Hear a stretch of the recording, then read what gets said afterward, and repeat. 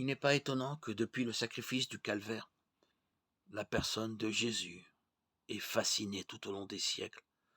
Non seulement les théologiens, mais à côté d'eux, et au premier chef, les artistes.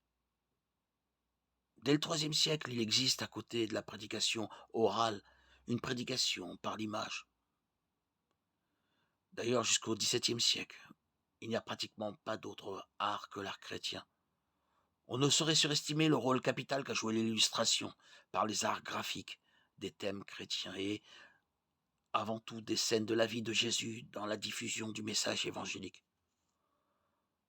Nous, autres hommes du XXIe siècle qui vivons au siècle de l'image, photographie, télévision, reportages illustrés dans les magazines et les journaux, nous sommes à même d'apprécier à sa juste valeur l'importance, la puissance, l'impact du langage,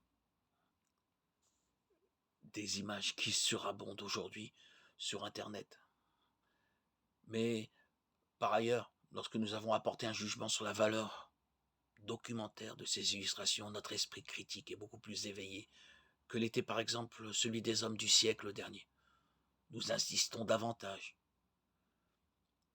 Cette image est-elle une fidèle reproduction de l'original?